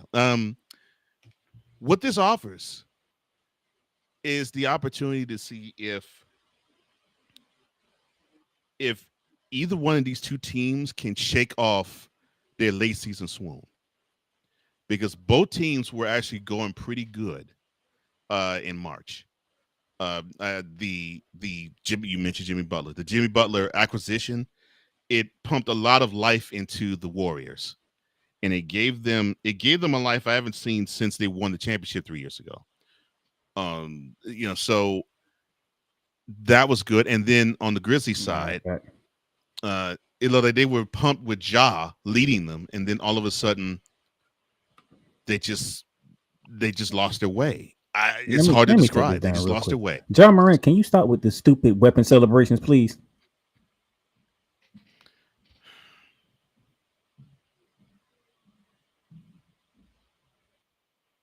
Come on, son. You ain't no gangster. Just stop. Why is it so hard to stop? Yeah, I guess you singing many men, many men. And then when you finally stop doing that, you want to do a grenade celebration. Oh Lord, my soul. You want to know why Memphis is never going to reach their potential? Because of you. Many men. I need John Morant to stop with the whole thuggish thing so he can actually reach his full potential. So Memphis can reach their full potential. And you ain't a thug. That's what makes it even worse. You ain't a thug. South Carolina, you lived the same life I did. Same life I did. Now I lived in the streets, but I was not a thug. And then I got a chance to live suburban life. You live that suburban life, man. Come on, dude. Stop it. Stop it. And you could give the I don't give a crap type of attitude. Stop it, man. You are giving yourself the opportunity to be exited out of the league. Nobody made you the because of your villain. You put stupidity. yourself in that position to become the villain. I mean, you want to be excommunicated out the league. So I guess you want to be like Stephon Marbury, where you actually have to reclaim your career in China. You had to go overseas to actually play basketball. That's where you're headed, son. Come on now. You're too good for this crap. That's what pisses me off about you, man. You're too good for this. I need John Moran to get his head in the game. So when I see this matchup between the Warriors and the Grizzlies, to me it is a matchup of which team can stop their late season swoon. I like the Golden State sooner. Warriors chances. I like their chances. I like their chances better. They do match up well with the Grizzlies, and I think, especially since all you need is for Steph to just get hot one game. He's in comfortable confines. All he needs to do is have like one or two shots fall early, and if that's the case, we might be seeing them advance very soon in that game. Like, oh, Steph is cooking. He's having one of the 50 point nights. Oh, well, the Grizzlies don't stand a chance. We might be seeing that. And no, the tomorrow funny thing night. is, John Moran can actually cancel that out. He could. And that's what pisses me off. He's more concerned about image than he is about the fact that he's one of the best players. He's one of the 10 best players in the NBA. And I'm being conservative and saying 10. Come on, man. Stop with this crap. And show us why you're one of the best players in the game, man. Please. And stop thinking the world's against. They're not. They're just sick of you doing stupid stuff that get you in trouble with the NBA. If Allison and the NBA don't come down on you, nobody's talking about you and your antics. But when we know and we see that you get suspended for doing something stupid and you gonna do it on the court, it's like, bruh, you don't get it, do you? No, he doesn't. That is what upsets me, especially after that grenade celebration. That is what gets me. It's like, and it's not, and it's not like he's stupid, but he's playing like he is. So you trying to your excuse is the media is the media is trying to get you to understand the NBA is getting sick of you. Oh, and for those of you dummies who actually want to say, well, you have him doing it, but Austin Reeves doing the same thing, and he don't even get a warning. Do you see him waving guns like Morant does or did? On Instagram, no. By the way, for the world to see. Twice. No. You don't. So stop making these apples to oranges comparisons. Like I said, if he wouldn't have got in trouble, this wouldn't be an issue. But since you the one who got in trouble for it. Right. Yeah. Doing one of these numbers at a doggone strip club. With an actual gun, by the way. With an actual gun in his hand, by the way. Yes. Come on, man. And then 2 months later, you with your crew waving a pistol like it's nothing. Get out of here. Put a brain on your head, son. Please. So that's Tuesday. The winners of these games will face either the Celtics or the Houston Rockets in the first round of the playoffs. And then Wednesday, I think 9-10 matchup on TNT. Dang, TNT on a Wednesday. This sounds weird. I'm surprised they ain't flip it. I'm surprised they ain't keep it the way they've been doing it. TNT on Tuesdays and ESPN Wednesdays. They flipped. I don't know why. So I guess Dynamite's going to be on TBS on Wednesday. Okay. In the East, you had the Miami Heat traveling to Chicago to take on Chicago Bulls. Winner of this game advances to Friday's playing game, and the loser out. Well, if you're a Miami Heat fan, you don't like to look at that. No. 1 and 2. No, 0 and 3. Oh, no, sorry. 0 and 3. 0 and 3, I'm sorry. 0 and 3? Yeah. But, hey, you have this in your favor. All those losses were by single digits. Surprisingly. So you're saying there's a chance.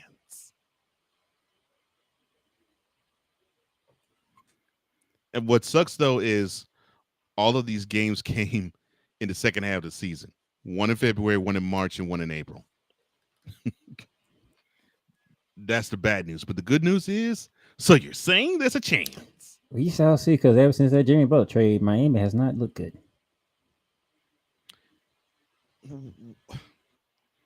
Ever since the controversy, forget the trade, when he basically was like, I want no parts with Miami, and old Pat Riley is wanting to war with him in the media.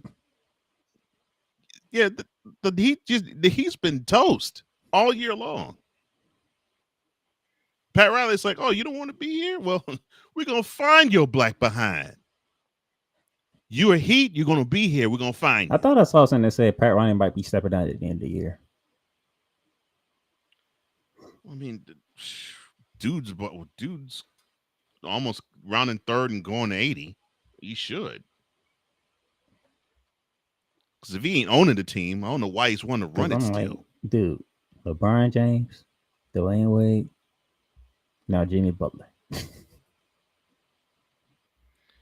Well, I mean, Shaquille O'Neal before all of them. So, but Pat Riley has always been the type of guy where it's like, it's my way or the highway. He was that way when he was the coach of the Lakers. But we didn't see that. We were just in love with the fact he had a slick back hair and he wore Versace suits. He was styling, profiling, and Magic made him look like $1 million. But hey. But he would grind you down in the mincemeat. And if you didn't believe in him, he was going to find a way to get you off the team, or he was going to find a way to make you feel this small. But hey, I don't like Miami chances. I'm just going to say that. And then on the west side, 10 p.m. Sacramento is hosting the Dallas Mavericks. And yes, somehow, some way, the Dallas Mavericks made the play-in.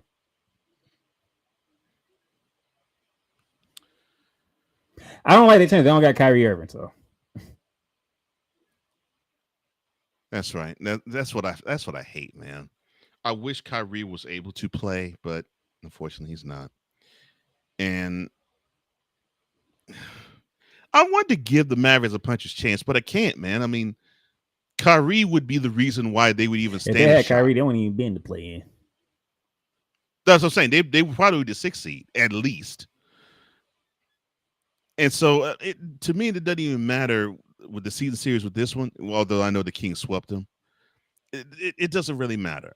The magic elixir is Kyrie Irving. He's not there because unfortunately he's been injured and he's out for a good while, and we don't know when he's coming back next year. But the Kings, they have enough firepower to basically just take the Mavericks and put them out their misery. I don't like the Mavericks' chances either, bro. Yep. And the winner of this game was advanced to Friday's game to take on the loser of the 7-8 matchup. And this is how your playoff bracket is looking. The Cavs, the Thunder, the Celtics, and the Rockets are reaching for their opponents to be decided. While in the East, the New York Knicks, why is it Hellface Knicks, taking on a very scrappy Detroit Pistons team. I'm proud of them.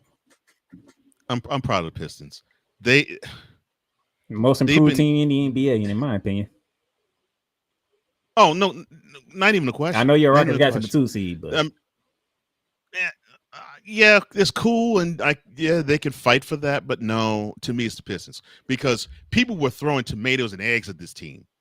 People were claiming this team was the worst franchise. and Forget the team that was on the court, the front office, the worst and by franchise the in way, the NBA. I think y'all realize JB Bickerstaff can't coach. Yeah, he been a good coach, So yeah, Rockets wonderful season, but they came close to sniffing the playoffs last year. The Pistons didn't even come close to sniffing. Remember, I said, they were give it about 3 years. Detroit gonna be making some noise. Nobody heard my warning. And started with the draft pick of Cade Cunningham, that has been the case. And this team is. And you heard me say, give Detroit some time. They coming back. Mm-hmm. This team is loaded with. And you notice, I never surprised. turned away from what I said about the Detroit Pistons, even when they was sucking and losing. Give it time. Detroit gonna come back. Yeah. It's like all they had to do was draft right and get the right coach. Oh, yeah, well, yeah. But get the right coach, then draft right. That's all they had to do, and they did that. They got the right coach, and they drafted well.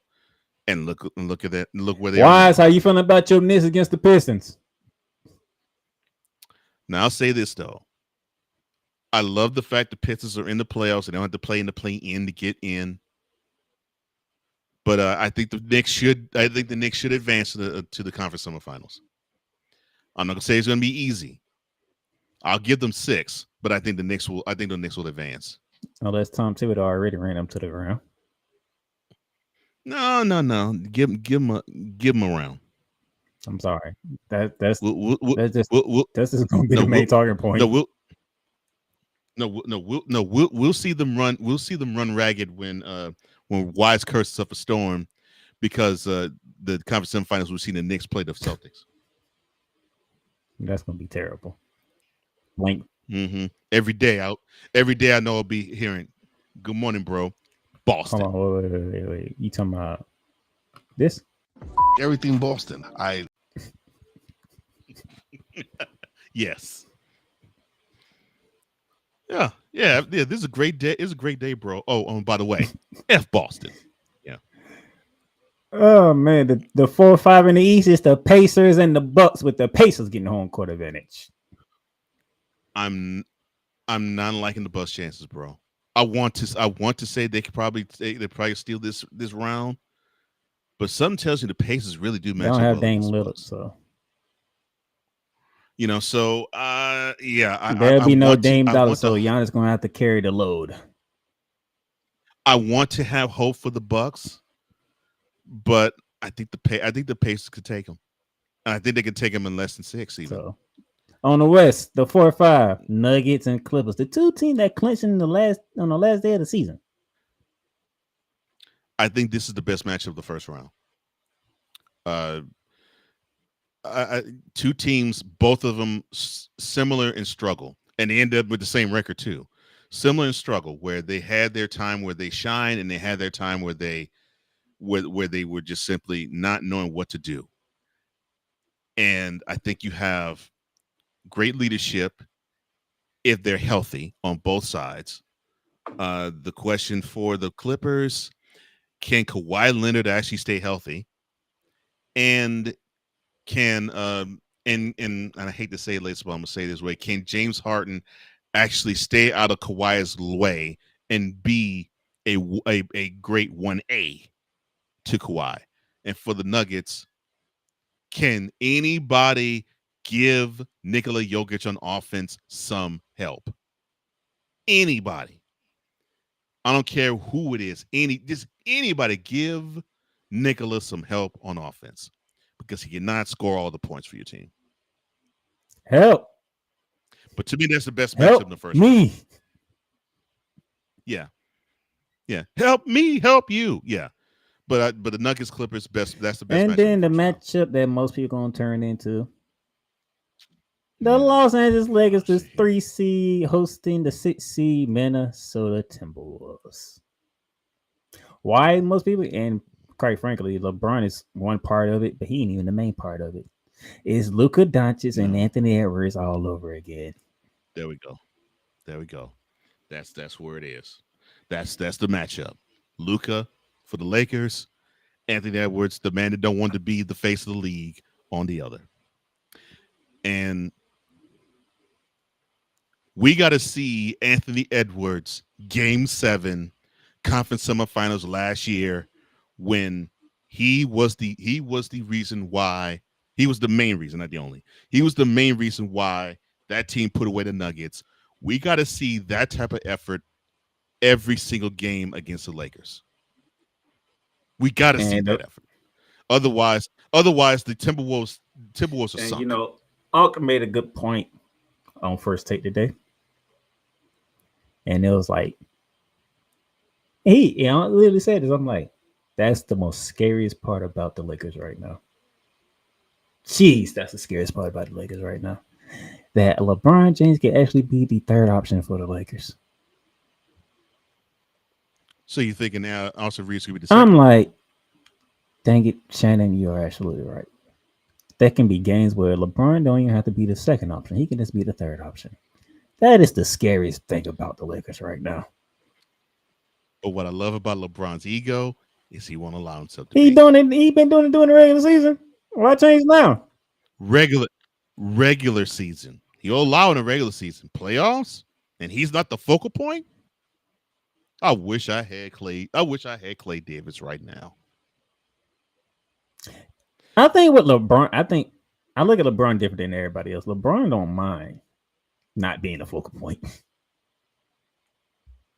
If you gonna help me win, do it. If you hot, go for it. I'm chilling. Survey said, and the bubble. But if what you saying is true, the Lakers might get caught. The bubble in the finals, where Anthony Davis was cooking, but LeBron insisted he wanted to be the best player on the floor. And yes, they won the series, but he did not have to be the number one option in that series because the Heat had no answer for Anthony Davis. Well, and in this case, the Timberwolves, and they proved that in last year's conference finals against the Mavericks, they had no answer for Luka Doncic. They don't have the answer for him this year either. I can see Austin Reeves winning them a game.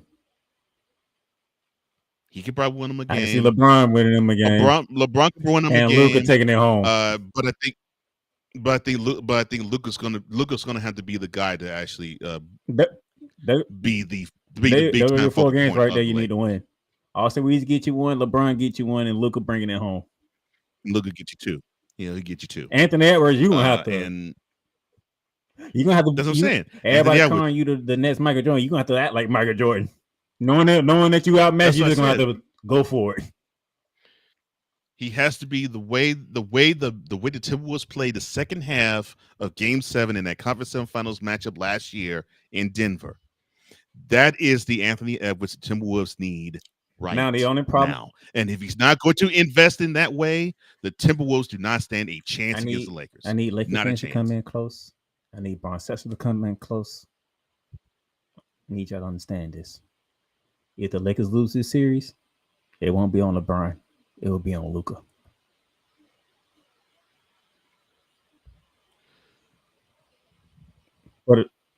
I wanted for the Lakers to not get caught. Luka gonna have to be Luka. LeBron's gonna let Luka do Luka things. Remember, LeBron's a smart ass basketball player. Yeah, he's a smart basketball player, but he's an egomaniacal one too. I think LeBron's enjoying the fact that he don't have to be the focal point no more. Enjoy and not be the center of attention. I actually think LeBron's enjoying it. Shoot, Luka can do it. I'm good. If you need me in the fourth quarter, just let me know. That's it. That's what I'm saying. No, he enjoys it from. He enjoys it from. To be honest, I think LeBron would rather beat you by 20 than sit here and have to worry about, do I need to take a game-winning shot? But if it is in that category, 77 right there. Get him the ball. Get him the ball. Don't get him. Let him have it. Well, that's why they got. That's why And they remember, got he did Luka. it. He did it against Indiana. LeBron, Luka took the final shot, missed it, and guess what? LeBron was at right at the rim. I'll tip it in. That's right. But the next game, That one was on LeBron. and that That was is on what I'm LeBron. talking about. And it ain't had nothing Sometimes he has to do with him taking shots. He was, I don't know what he was doing. Sometimes he has the ability to want to take over games, and he can He had screw things nothing to up. do with taking over the games. He missed a defensive assignment. He, for some stupid reason, threw the ball in bounds for whatever reason, not even to a Laker uniform. It had nothing to do with him taking shots. And checked out on that defensive assignment. Then he allowed AR-15 to get his layup from coast to coast, and then Josh Giddey hits a three from midcourt in LeBron's face. 3 defensive miscues and a turnover in 12 seconds. So a 6-point lead turned into an L. That is the LeBron James I know. Now, I'm not talking about the miscues. I'm talking about wanting him to be the focal point and the reason why the Lakers are successful. That can be how the Lakers can get got. No, Lakers get got if Luka decides to, do what I agree. No. All Luka has to do is do what Luka does. That's the problem. That's because it's a good and a bad thing because Luka complains too darn much. Well, he complains all the time. So I put it this way. Luka whines like LeBron flops. I excuse the flopping from LeBron because that's what he does. I excuse the chin from Luka because that's what he does. All Luka has to do is just hit them shots like he always does. That because that's all he has to do. The next time he gets teed up, he gets suspended for the next game. Well, he's gonna get suspended, and he's gonna whine, and that's gonna complain, and that's gonna hurt the Lakers. No, what's gonna hurt them worse is LeBron doing what he did in Chicago. But Luka, that's what Luka is. That's been what's been the things that people talked about that Luka does not do well. Does not do conditioning well, and he does not have composure with referees and defense. And he's a liability in defense. Those are the 3 things that we have heard him have from the time he was drafted out of is it Serbia? No, Slovenia. Slovenia, thank you. I was like, doggone it, which one of those countries out there? Yeah, ever since he was drafted out of Slovenia. That's been the knock on him. And 7 years later, that is still the same 3 knocks on him. This one's gonna get mad if I knock you in a Laker uniform. So that don't matter. They do to Laker. They're gonna matter Laker Nation that they don't get as far as they want them to get. And because Luka getting suspended. Bill, put a smile on my face. Put a smile on your face. He'll put a smile on my face because LeBron saved us, and he don't. And not because I hate LeBron, because I just want bronsexuals to shut up. But Luka is going to be Luka. All Luka has to do is just make them shots against the Timberwolves because the Timberwolves have no answer for him. They haven't had an answer for him for I don't know how long, and they still don't have one for him. What are they going to do? Put Rudy Gobert on him? Oh, that's right. I forgot. He hit a game-winning 3 against that lurch in Game 2 of last year's conference finals. A whole bunch of smack afterwards too. Which is the only time I saw Cole Johnson actually praise Luka for something. In Slovenian and English. Well, he had to talk that mess because Rudy Gobert was supposedly the greatest defensive player of the year. And he got that, and Lurch got that, and got that work. And Luka actually showed he had balls. That's all Luka has to do. Just be Luka. Drain them shots because the Timberwolves have no answer for you. And the Lakers will be fine. They'll be fine. All right. But Anthony Edwards, give me that effort from the second half of the conference semifinals matchup last year against the Nuggets in Denver. Give me that. That's what I want to see from you.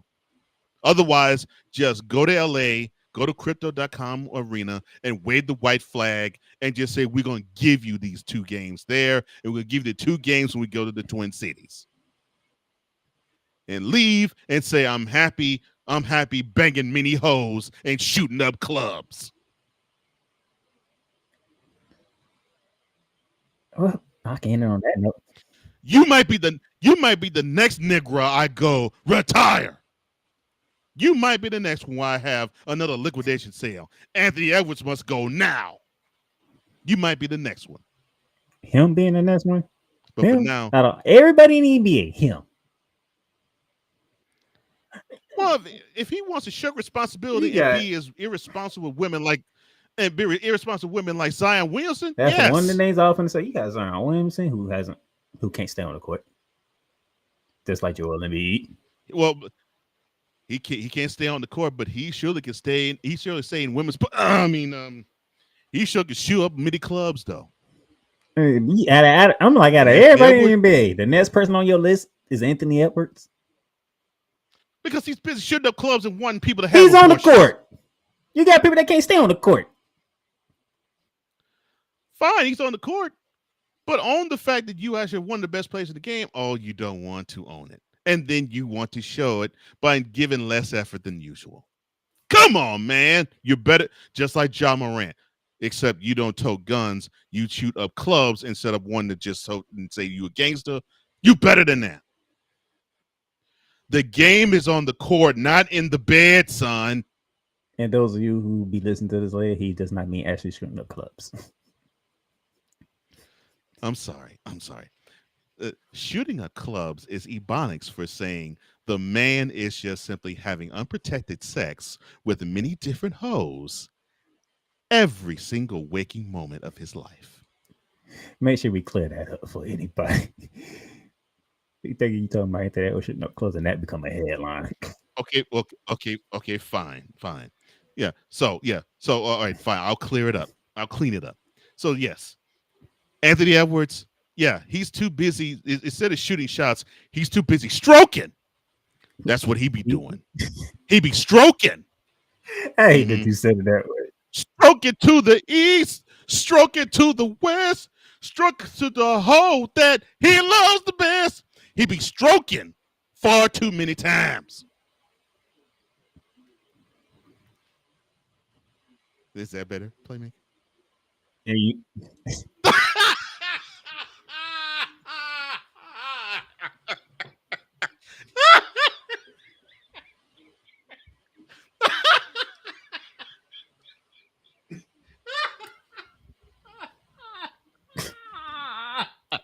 Yes.